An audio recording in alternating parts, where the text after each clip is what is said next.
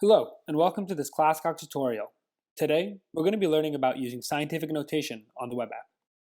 There are several ways to use scientific notation on ClassCalc. The first is using the 10 to the n button, here.